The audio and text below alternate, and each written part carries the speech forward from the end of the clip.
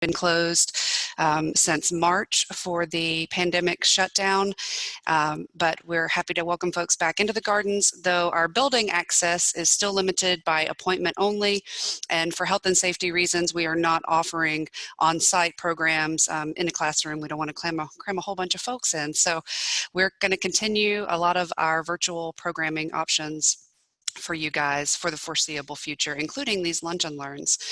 So I'm happy to be here today to talk to you guys some about medicinal plants.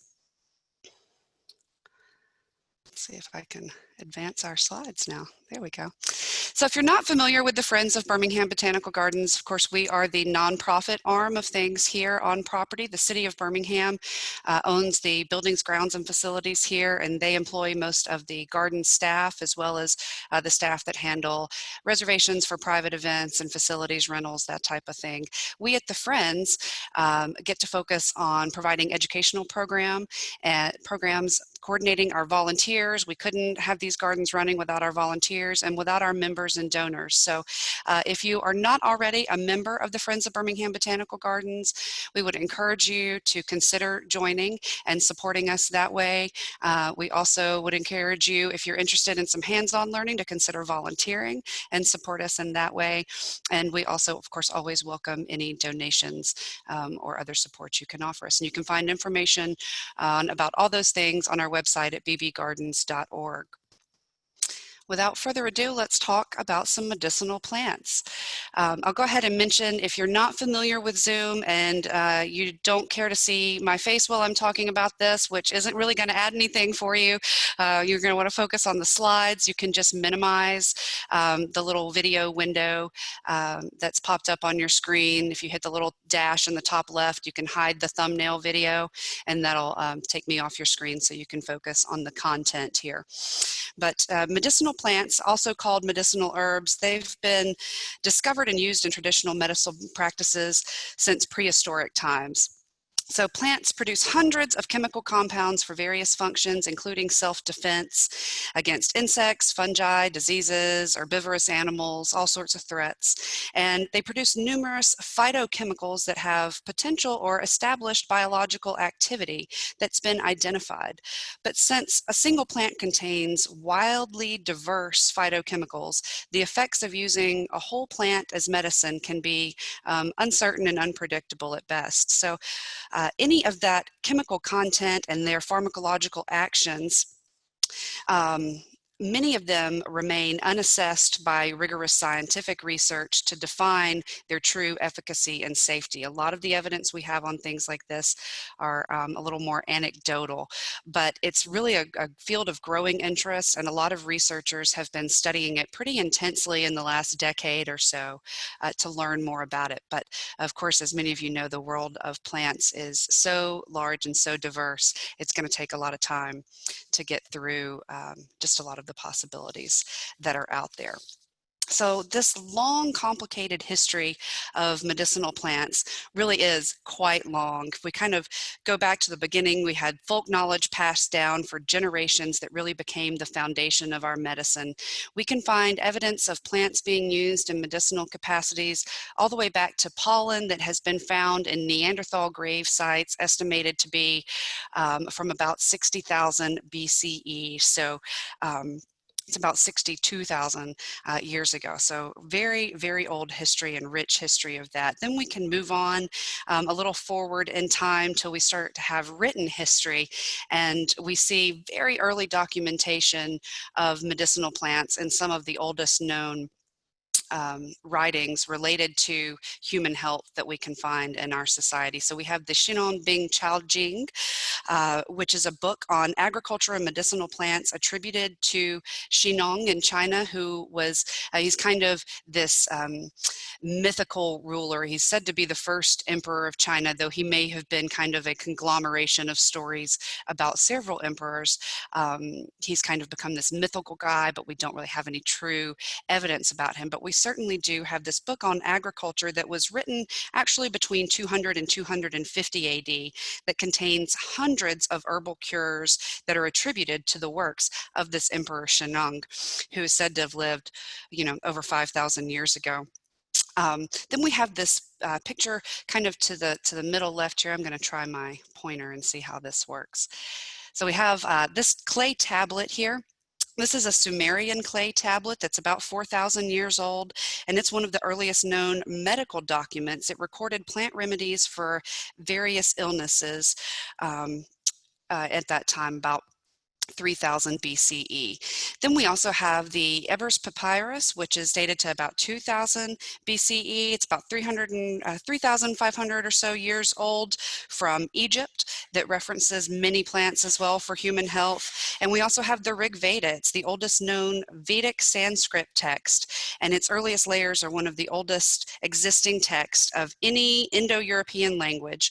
And it's a collection of sacred Hindu verses that date back several thousand years that led ultimately to the Indian system of healthcare known as Ayurvedic medicine. And we're going to talk more about that later on in the presentation. So then we move forward a little bit here, and we get into a little bit of Western medicine as we know it today. Of course, Hippocrates is probably a name that's familiar to everyone, and he was around 460 BCE. Western medicine today is traced back to him, of course. We have the Hippocratic Oath that all doctors in Western medicine take today. Around the 1st century of the current era, we have Materia Medica, and that was written by the Greek physician Pedianus Dioscorides in the 1st century CE, and included over 6,000 species, I'm sorry, not 6,000, 600 species of plants with medicinal value. Their preparations, their uses, even their side effects were often included, and it was the standard medical reference in Europe for the next 1,500 years. Because what happens after it comes out, we start to enter the Middle Ages or the Dark Ages in Europe. And little knowledge is gained during that period in that part of the world. And although medical advancement kind of comes to a standstill in Europe, progress is still being made in the Islamic world at this time, most notably by an early 11th century Persian named Avicenna, who wrote the Canon of Medicine, translated to English, that included new information on herbal medicine. And that's what you'll see over here on the bottom right of your screen is a page from that. Of course, in the middle, we have some pages from De Materia Medica, and on the left, a document from Hippocrates. So then we start to move into Renaissance Europe between the 14th and 17th centuries CE.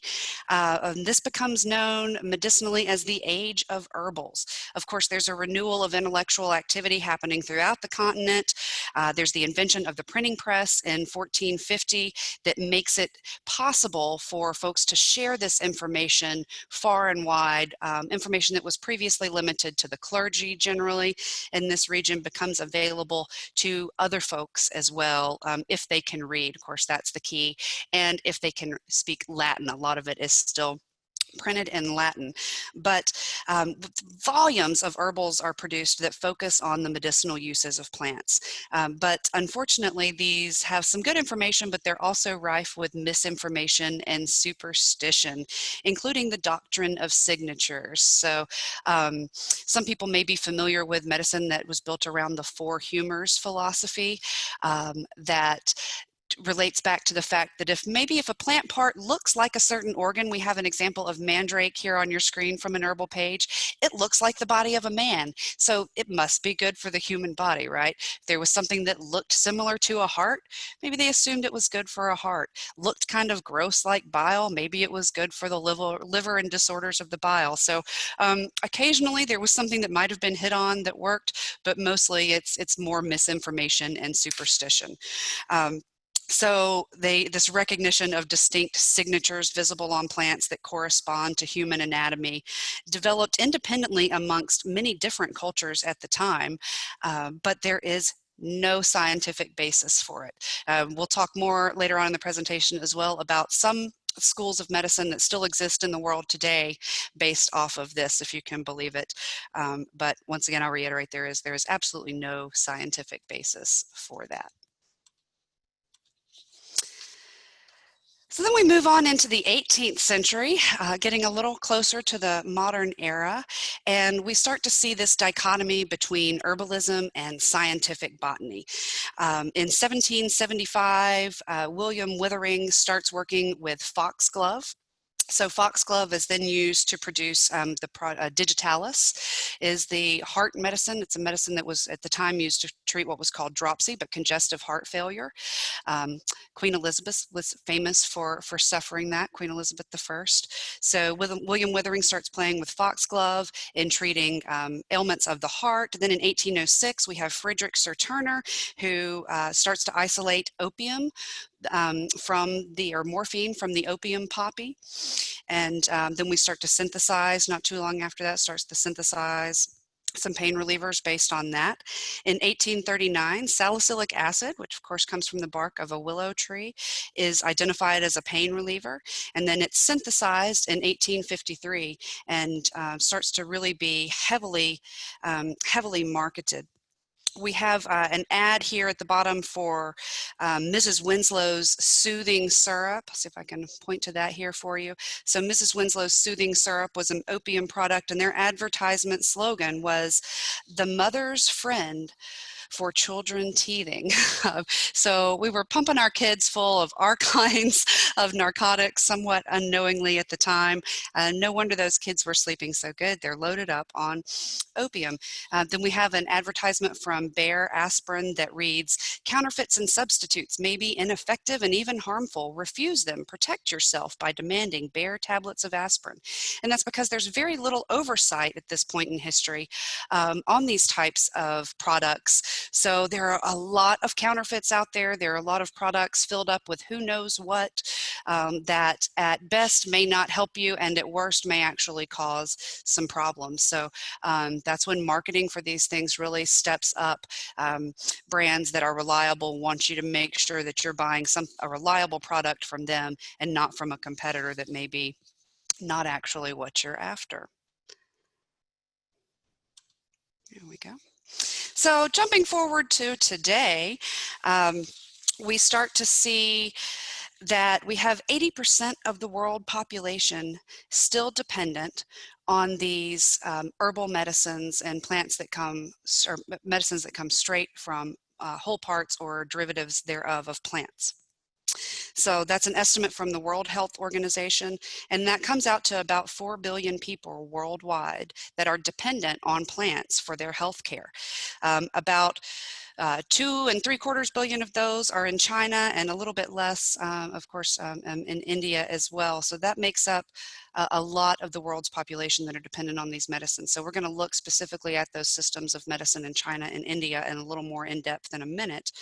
But looking at how we're using herbal medicine in the US, we only have about 30% of our population, not that's dependent on plants for their medicine, but just that use herbal medicine 1 or more times a year is that statistic. So we are much less dependent on it here, although it has been a growing market in recent years. Excuse me.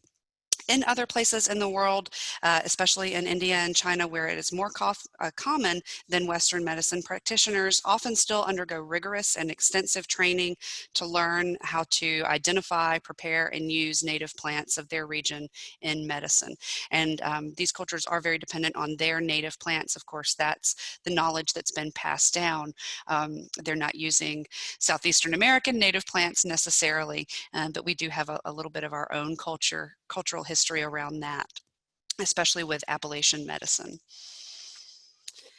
So looking at those numbers a little bit more deeply, so that's 75 to 90% of the world's rural population that are making up that 80%, those 4 billion people that are dependent on herbal medicine. And as I said before, almost 2/3 of those are in China or India. So China has merged their herbal medicine and Western medicine in their culture, kind of into one system with two sides that work together.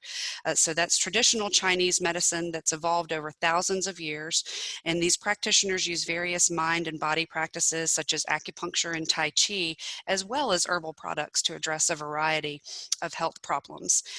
India has handled things a little differently. they have created separate systems for their types of medicine. In fact, they have 6 separate systems recognized by their national healthcare system. So they're Ayurveda, Sita, Unani, Yoga, Naturopathy, and Homeopathy. And so we'll talk more about all of those in turn as we go.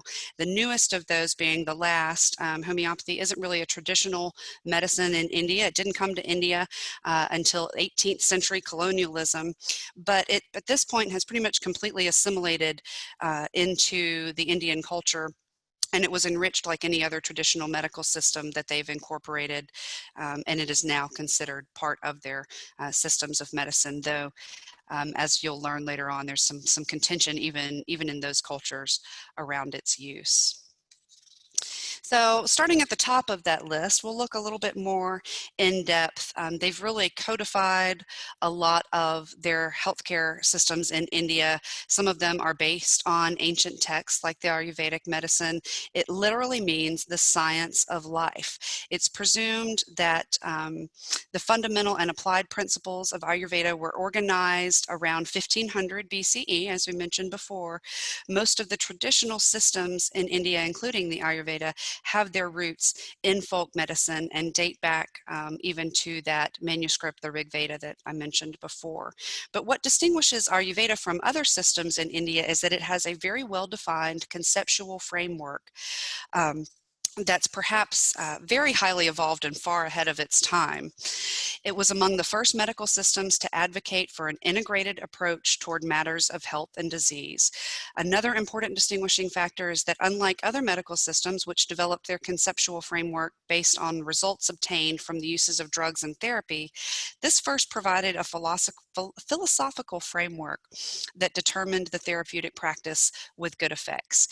So Ayurveda is really more about the philosophy than anything else there. It's about that finding things that fit within that philosophy that also improve human health. And this little image, you can see some of the common plants that are used in Ayurveda. We have a lot of them that may not be familiar to our cultures, but some of them would be bitter melons, hot peppers, ginkgo, samosa, sambucus is a famous one. Of course, we may be more experienced with sambucus in the liqueur product that's made from the fruit of that plant. We have milk thistles. Turmeric is, of course, hugely popular.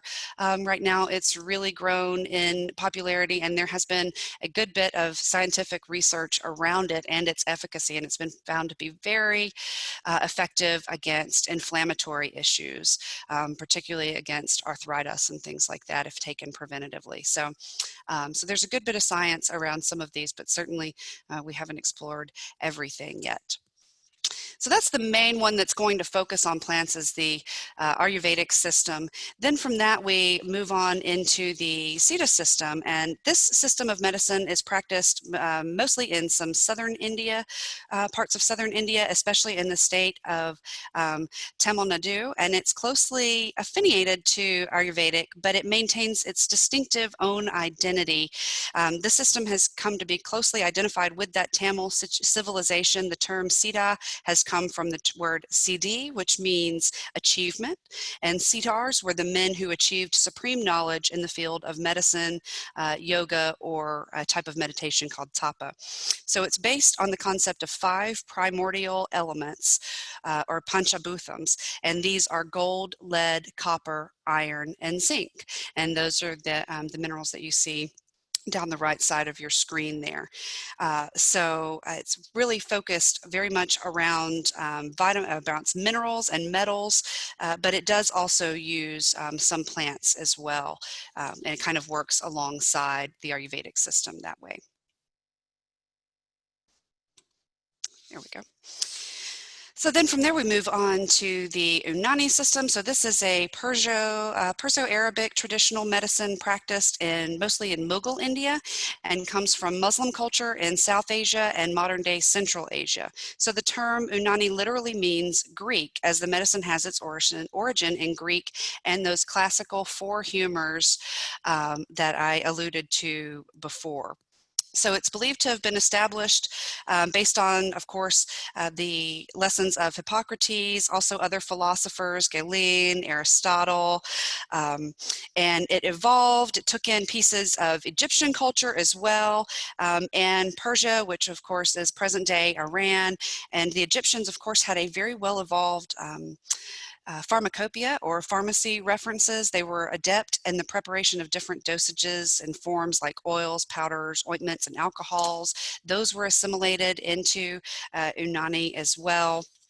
And it kind of went on from there, but this really still comes back to those four humors and a lot of emphasis on using plants that look similar to parts of human anatomy as its basis. So somewhat questionable in the eyes of the scientific community because of that. Of course, the next system is yoga. This is really focused on physical, mental, and spiritual practices, of course. It doesn't really have very much to do with plants, but it's one of those systems, so I didn't want to just graze over it. Then we move into naturopathy. So this is mostly a non-drug system of alternative medicine that's based on the theory that diseases can be successfully treated or prevented without the use of drugs by techniques such as controlling diet, exercise, and massage. Once again, I want to emphasize this is a philosophy not defined by methods such as the scientific method. It employs an array of often called pseudoscientific practices that are branded as natural, non-invasive, or promoting self-healing. The ideology and methods are based on vitalism and folk medicine rather than evidence-based medicine. It's considered by the medical profession generally to be ineffective and often even harmful. It's raised many ethical issues about its practice all over the world. In addition to the condemnations and criticisms from the medical community, such as the American Cancer Society, naturopaths have been repeatedly denounced and accused of being charlatans and practicing quackery. But it's practiced in many countries still today and is subject to different standards of regulation and different levels of acceptance depending on where you go. The scope of practice varies widely between these areas. So this map that you see here, of course, just covers its relevance in America. I know we're talking about India's healthcare systems, but naturopathy is one of those that was assimilated later, so it's practiced or has been throughout the world. And this is a map of how it's licensed in America. So those states in blue, including Alabama, it is illegal or licensure has been abolished in those areas. Then the places in red have some sort of action alert, like pending legislation to change that licensure or reduce the scope of their agencies. And then in green, those states do license or register naturopathy practitioners. And the ones in gray just haven't addressed the issue at all yet. So it's pretty widely heated. Looking at the rest of the world, 5 provinces in Canada have trained and accredited naturopathy programs. Elsewhere, designations of naturopath, naturopathic doctor, or doctor of natural medicine are generally unprotected or prohibited, meaning that they may be outright banned or they may just not have any verifiable credentials behind them. So that can be a challenge for sure for that type of medicine. So now we'll move on to the last of the systems, and this is homeopathy or homeopathy, but depending on how you want to pronounce it. So this is a system that's often called pseudoscientific. It's based in philosophy once again, and not in the scientific method or any other method of research. Those who practice it have the belief that the body can cure itself, similar to naturopathy, but it's based on the idea and the practice that you can use tiny amounts of natural substances like plants and minerals to treat the body. They believe that these stimulate the healing process. So this was developed in the late 1700s in Germany by this fellow named Samuel Hahnemann. That's a picture of Samuel on the left of your screen there. And the basic idea is that like cures like. So in other words, something that brings on symptoms in a healthy person can, in a very small dose, in the belief of homeopathy, treat an illness with similar symptoms. So that's meant to trigger the body's natural defenses. So for example, a red onion makes your eyes water. So it would be used in homeopathic remedy for allergies that might make your eyes water. Treatments for other ailments may be made from poison ivy, white arsenic, crushed whole beans, and an herb called arnica are all very common treatments for an array of ailments under homeopathy. Homeopathic doctors, also called homeopaths, weaken these ingredients by adding them to water or alcohol. So you see a image there that says how remedies are made, potentizing. Potentizing is what they call it when they weaken these with water or alcohol and they shake the mixture up. That's what happens here. So they believe that this step transfers the healing essence of the material that they're working with. And they believe that the lower the dose, the more powerful the medicine. And this idea of water having memory and coming into contact with the molecules of those substances, that the water molecules form a memory of those molecules. And even when there are none left, it's still active within that water or alcohol mixture, and that it becomes more potent the more that it's diluted. In fact, so much so that many of these remedies, when tested, no longer contain any molecules at all of the original substance. And they come in a variety of forms like sugar pellets, liquids, drops, creams, gels, tablets, all kinds of stuff. We move to my next slide and we'll look at an example of one of the packages. So here's a package of a homeopathic remedy. This image comes from straight from the FDA's website. So you'll usually see something that where somewhere on the package it should say homeopathic, and when you look at the ingredients, your key is going to be this 3X or a 3C. So if I go back to the slide before, as we move through the progression where they have your natural substance and they start off with what they call the mother tincture, a mixture of your natural substance and water or alcohol, then they would take 1 drop of that and add it to some pure alcohol and swirl it around, mix it up some, and then take 1 drop of that and add it once again to 99 more drops of pure alcohol. And you keep doing that. So every successive time that you go through that dilution period, you add another X or another C, depending on how that package is labeled. So for instance, this oral mist cold remedy has a zinc compound that's gone through that dilution process 3 times. So that's another way to identify a homeopathic product, as if you see that 3X or that 3Z. So they come in a variety of forms, and unfortunately there is 0 scientific evidence that actually supports that any of it works. There have been a few products that have been effective periodically here and there over the years, but that's generally kind of thought to be an accident that it happens, because usually these things are not at all based in science. So at worst, it doesn't work, or at best, it doesn't work. At worst, you have some pretty severe reactions possible. So the FDA oversees homeopathic remedies and natural remedies, and we'll talk more about how those are regulated later. But they really don't do it ahead of time. They don't step in until a product is already on the market and it's shown to be causing some problems, and then they'll step in and ask the manufacturer to issue a recall. So in general, like I said, most of these products are watered down, so they don't cause many side effects, but there are definitely exceptions. They can contain large amounts of the active ingredient, and unpredictably so, like a heavy metal that can be really dangerous. Case in point, in 2016, the FDA began warning consumers about homeopathic teething tablets that contained a plant called belladonna. So you may be familiar with belladonna. It's often throughout history been used as a poison.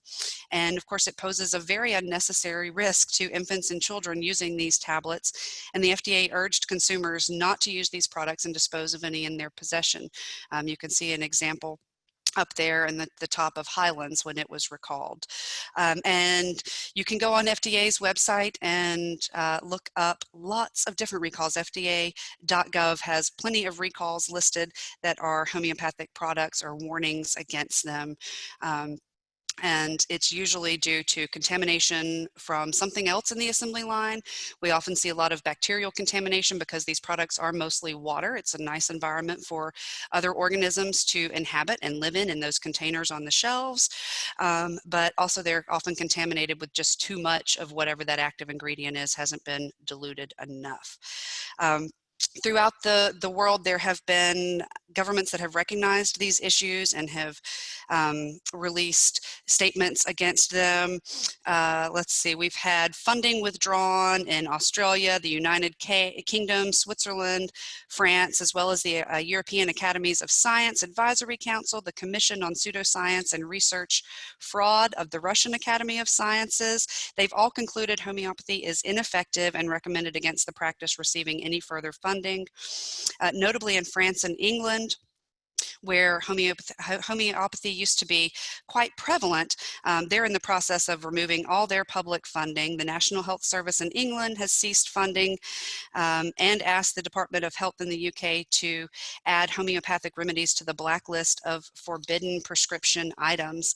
And France is going to pull their funding by 2021, and in November of 2018, Spain put in an entire ban on homeopathy and other pseudosciences as well. So lots of folks taking action against these types of places or against these types of practices throughout the world, but it is still recognized in India as one of their 6 systems today.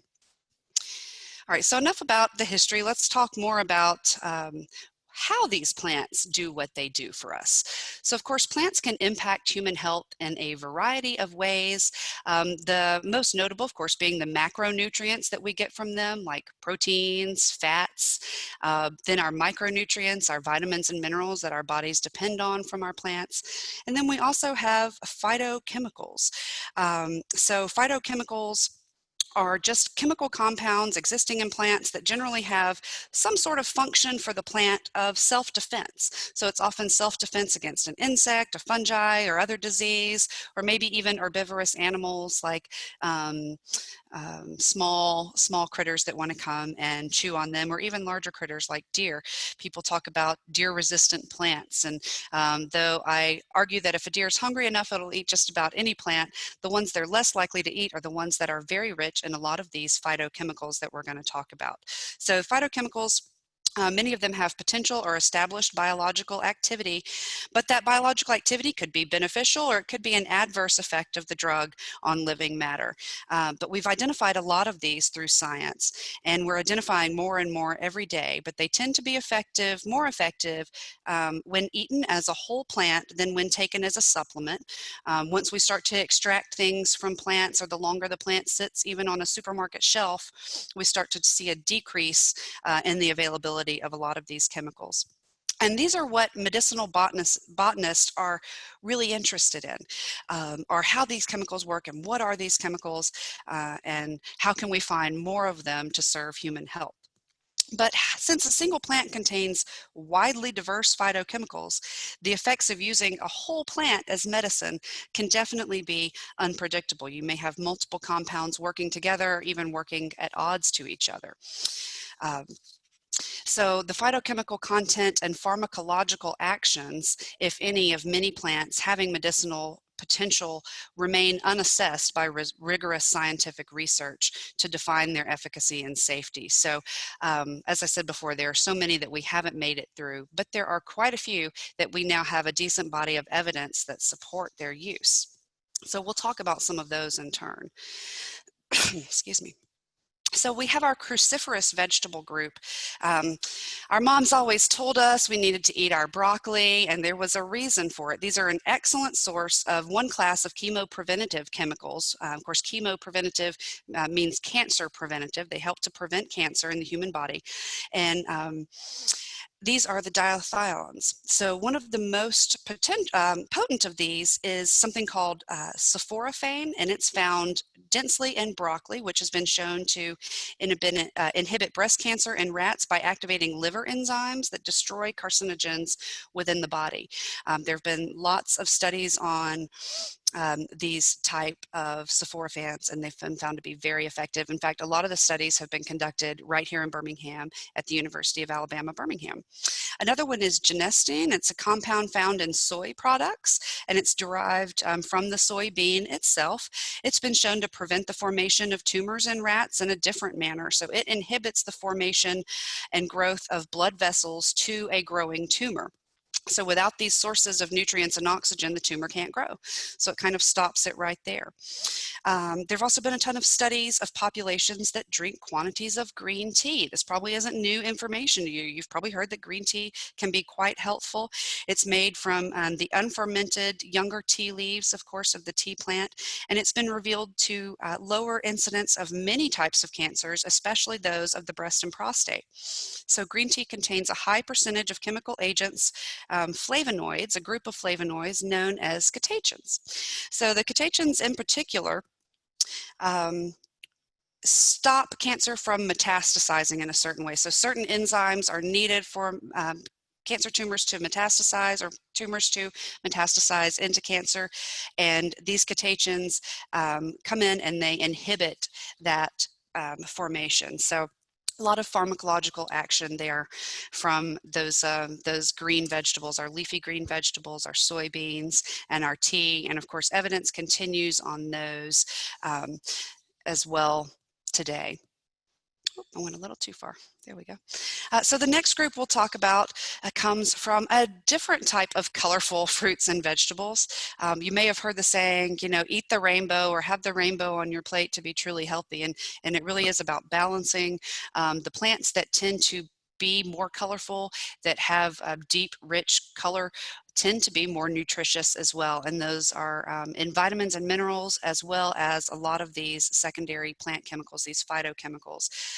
One is hot peppers. So capsaicin is no real secret anymore that it can be very effective as an anti-inflammatory, especially topically for osteoarthritis. It's available in creams and ointments that you can put on that are very relieving of those types of problems. Very good for local pain relief. We also have lycopene that's found a lot in red and orange fruits and vegetables, watermelon, grapefruit, tomatoes, and that tomatoes provide about 80% of the lycopene to the U.S. diet. So we eat a lot of tomatoes here in the U.S. And in tomatoes that have been processed with high heat, they actually contain lycopene in a form that's much more usable by our bodies than raw tomatoes. But conversely, the heating process can destroy other nutrients that we want to get out of those tomatoes, like beta carotene, vitamin C, and vitamin E that are also antioxidants. So once again, it's about everything in balance. You know, a little bit of cooked tomatoes are going to be providing you more lycopene, but you're going to want raw tomatoes to get some more density of some of those other nutrients. Synthetic lycopene has been played around with some, and it's categorized as generally recognized as safe by the US FDA. But safe does not necessarily mean effective. Once again, the FDA does not evaluate efficacy of these types of products, and we'll get more into that in a moment. But we also have curcumin, which is found in turmeric. So that's the last picture that you'll see there. And this is, as I mentioned before, proven to be very anti-inflammatory. It also aids in digestion and helps human health in a variety of other ways that we're just really beginning to understand. Lots of research going on about curcumin and turmeric today. So here's a little chart for you that's going to cover plants of known medicinal value. These are plants that we have a good body of scientific evidence to support their efficacy, and that are also somewhat commonly known. So a lot of these may be familiar to you. The very first one, of course, aloe vera. I think that was probably my first exposure to using a whole plant part for some sort of medical purposes. Of course, my grandmother always kept one on the kitchen window. When anyone would burn themselves, she'd cut off a leaf and smear that gel all over you for it. But lots of other ones here I'm not going to read them all out to you, but I will leave the slide open for just a minute for you to look at. And we will share these slides with you following this presentation as well, so you can have it to refer back to. But we just go through the common name of the plant, the scientific name, that binomial Latin name, the active principal ingredient in the plant that has been found to be effective, and then what it's used for, its medical use, what it treats, or how we use it. So that's the first slide. We have a second slide that contains quite a few more here. Once again, this will be coming to you in the slide format, so you can refer back to it later. And a lot of research has specifically been done on plants for women's health. A lot of these were referred to in bodies of work passed down from generation to generation as folk medicine, but have been studied and found to be quite effective against various ailments that affect women, specifically dysmenorrhea, so that's painful menstruation in the absence of pelvic pathology, mastagina, which is breast pain or tenderness that can often be associated with a woman's cycle, and also the abnormorrhea, which is inconsistent periods, so missed menstrual periods or things like that. So these have been found to be very effective. In fact, you can buy over-the-counter vitamin mixtures of them marketed specifically for women. You can find them online. You can find them in local pharmacies. There are good numbers of products out there focusing on this right now that actually have some good scientific evidence to support them. So if you're plagued by any of those problems, I would encourage you to seek out some of those products. So looking more at the herbal supplement market in the US, it's quite a hefty market. It's greater than 8.8 billion as of 2018. That was reported by the American Botanical Council's 2018 Herb Market Report, if you care to refer back to that and learn any more about it. So our market size was about $36 billion in 2018. So it was up almost 10% over the previous year, which represented the strongest growth in this market in a couple of decades. So it's just getting more popular. Pardon me. So I mentioned that the FDA has oversight for these products. So the U.S. Food and Drug Administration is responsible for protecting the public health by ensuring the safety, efficacy, and security of human and veterinary drugs, biological products, and medical devices, and by ensuring the safety of our nation's food supply, cosmetics, and products that emit radiation. So that's the full statement from the FDA on what they cover. But according to the FDA, herbal remedies are considered dietary supplements. So up until 1994, this category of dietary supplements was traditionally vitamins and minerals and not much else. Then in 1994, we have the Dietary Supplement Health Education Act, or DSHEA. And this expanded dietary supplements to include herbs, botanicals, amino acids, and metabolites. So we get a much broader definition in the mid-90s of what a dietary supplement is. So the current FDA definition of dietary supplements is part as products taken by mouth that contain a dietary ingredient. That's pretty vague, right? Dietary ingredients include vitamins, minerals, amino acids, and herbs or botanicals, as well as other substances that can be used to supplement the diet.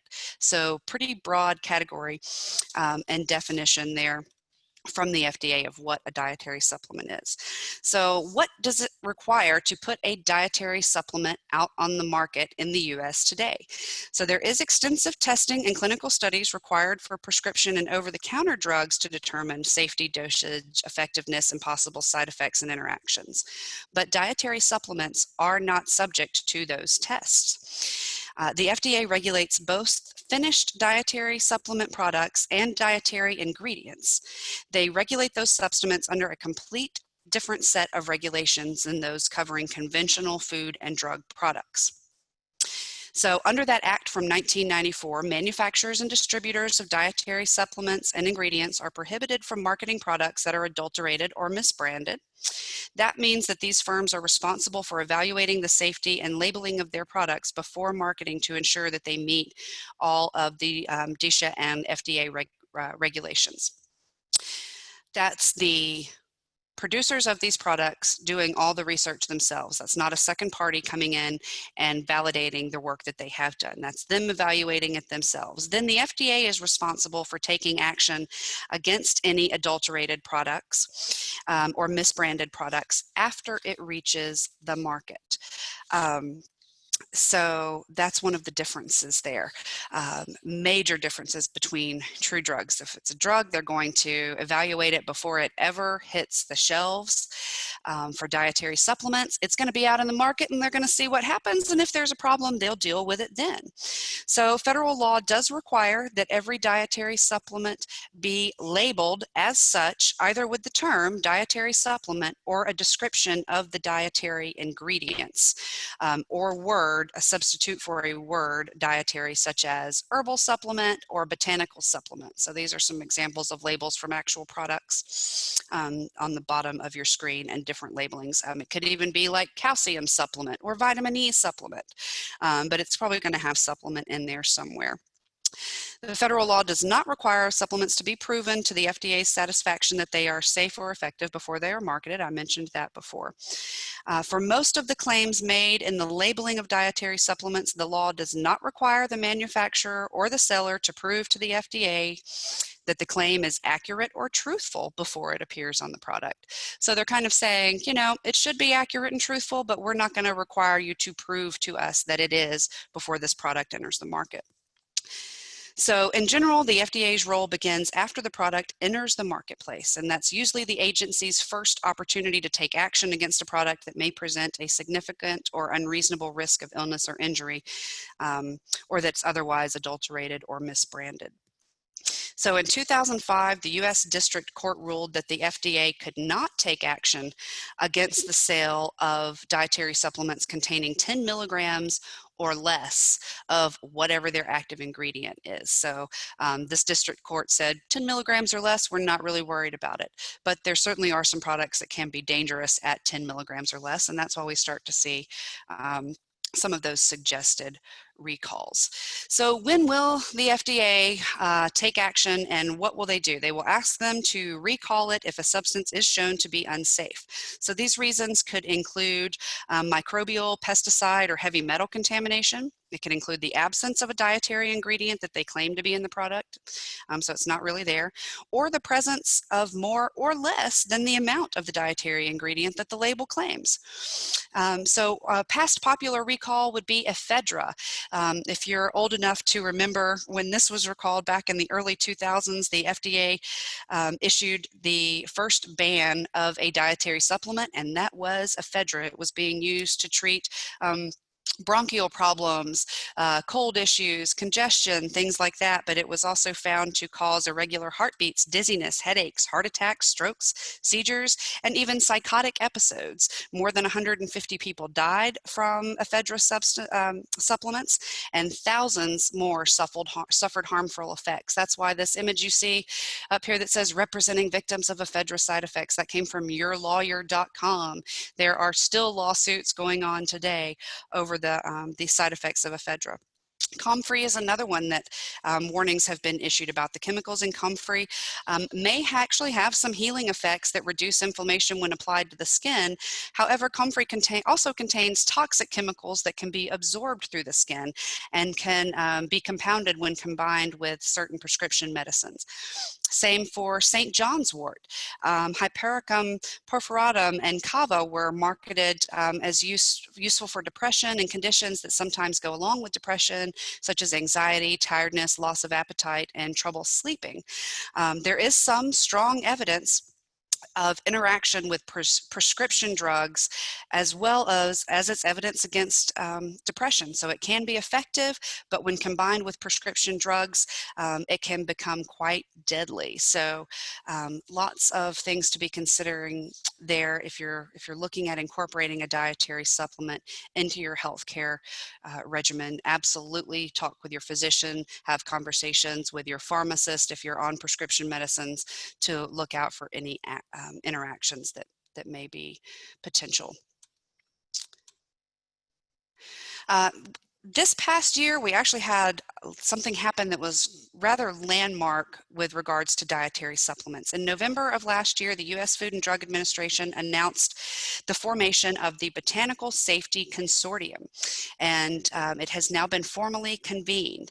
This milestone is the result of a memorandum of understanding signed between the FDA, the National Institute of Health, and the National Institute of Environmental Health Sciences.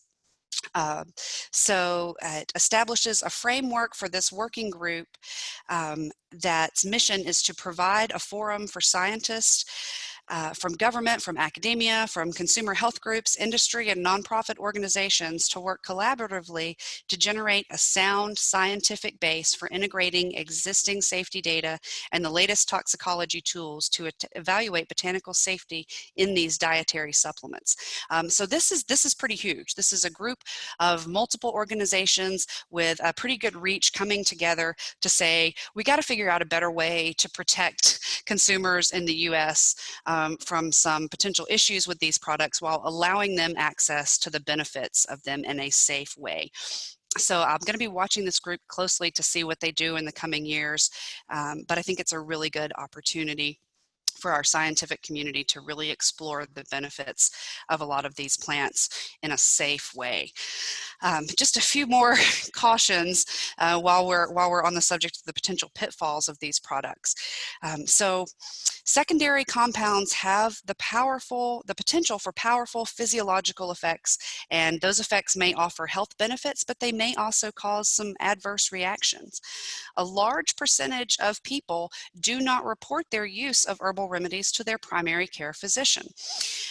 So this failure to do so is often what results in problems due to interaction with prescriptions and even over-the-counter medicine. A great example is ginkgo biloba. Ginkgo can be helpful in multiple ways. It's really good for your brain power and for other areas, but if you mix it with aspirin or other anticoagulants, it can cause severe internal bleeding.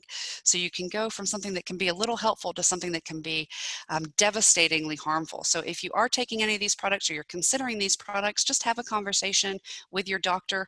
And also, it doesn't hurt to have a second conversation with your pharmacist. Sometimes they're a little more in tune to what some of those interactions may be. But always talk to a medical professional that can help you evaluate whether you should be on that and look out for any problems. That can seem a lot of doom and gloom. I don't want to come down too hard on medicinal plants. This is, my specialty is medicinal and economic botany. If anybody believes in the healing powers of plants, it's certainly me. But I want everyone to be safe and cautious in how they incorporate those into their healthcare routines. So just make sure you're taking those cautions. But there is a lot of promise in these plants, and certainly a lot of promise on the horizon in the field. Bioprospecting is a term that you may have heard thrown around. It's the search for plant and animal species from which we can make these medicinal drugs or other commercially valuable compounds that could be obtained. This was a word that a few years ago most people had not heard, but today it's become so popular there's a TED Talk on it. The link on the bottom of this slide takes you right to a YouTube video from a guy named Craig Cohn titled Biofuels and Bioprospecting for Beginners.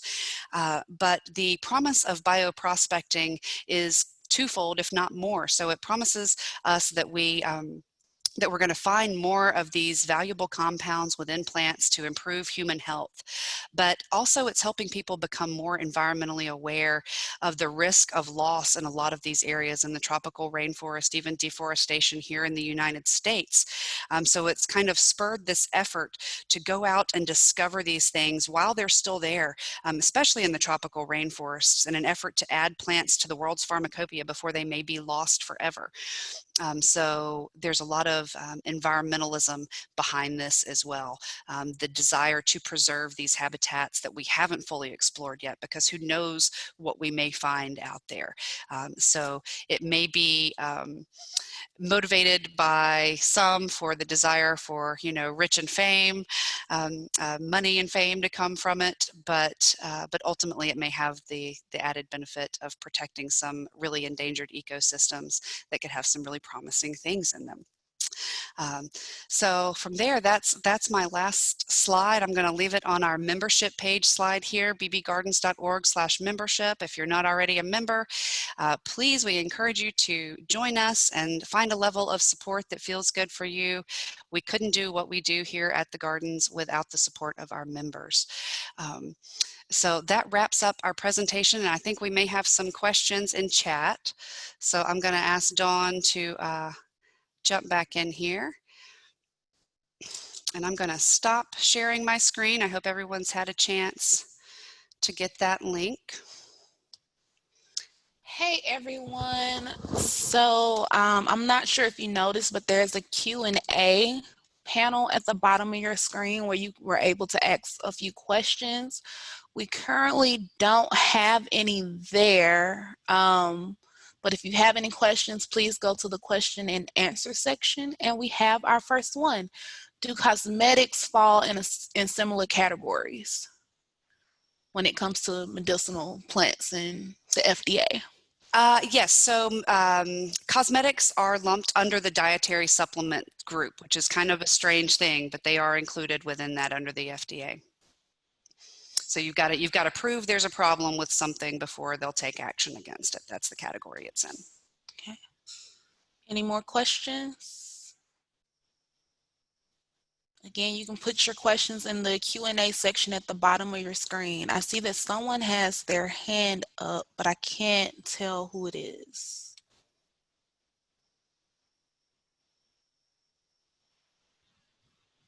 Phyllis Clay has her hand up. Phyllis, if you have a question, please type it in the Q&A section. I see someone's just asked if we have a lay book that we recommend. There are so many books that we could recommend that it would be hard for me to pick just one for you. There is a book called Tyler's Herbs of Choice that makes a nice reference. It just kind of has lists of plants alphabetically. I don't know if I would necessarily call it a lay book. It does help to have some familiarity with plant names already. You kind of need to know a little bit about what you're looking at first, but it does have some really good information, and if you're looking for something on a specific plant, it makes it pretty easy to go to.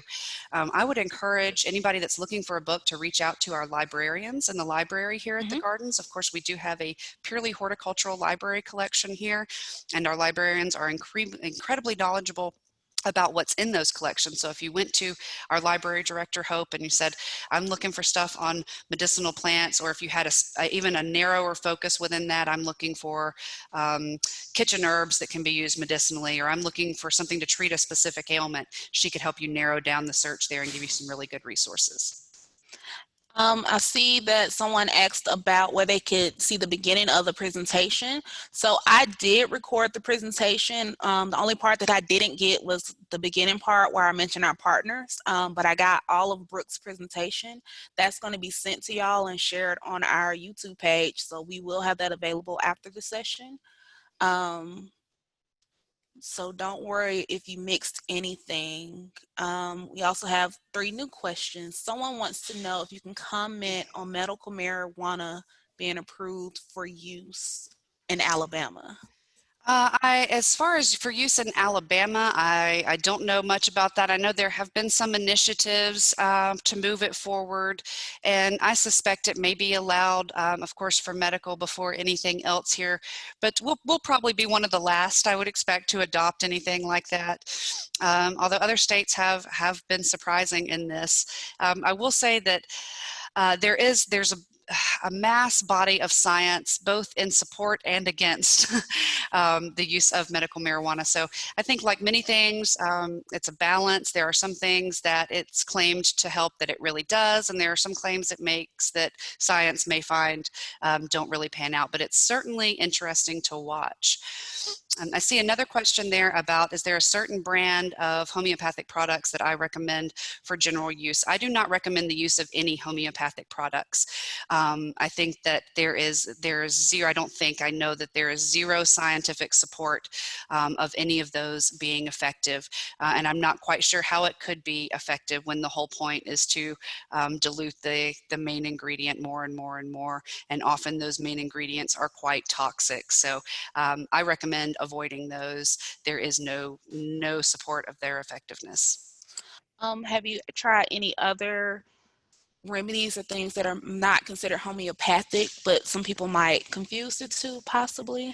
Yeah, there's a lot of confusion between naturopathy and homeopathy. I think there is a lot more evidence, potential support for naturopathic products.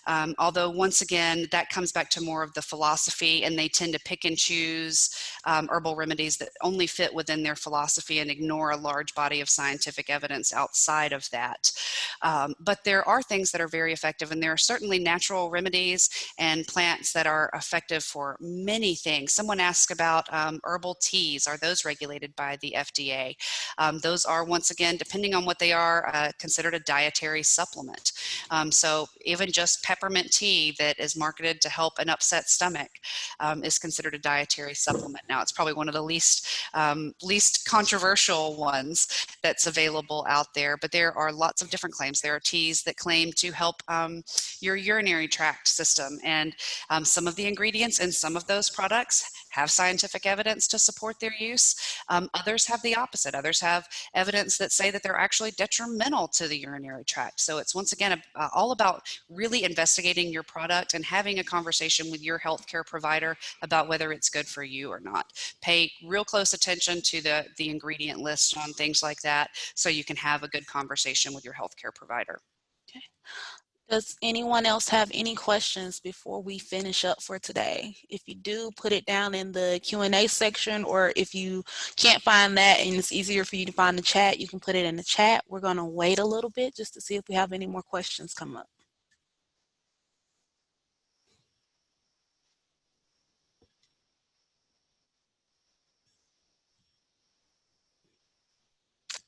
Not seeing any questions.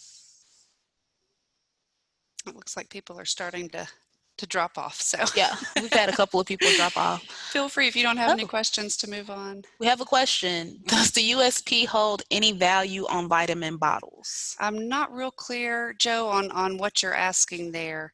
The USP, I'm not sure what you're referring to there. And vitamins are considered dietary supplements, if that helps at all, and they are regulated by the FDA under the same measures as any other dietary supplements. Once again, there's no burden of proof. Oh, the U.S. Pharmacy, sorry. No, as far as I know, they do not weigh in on that. They leave that up to the FDA under that dietary supplement regulation.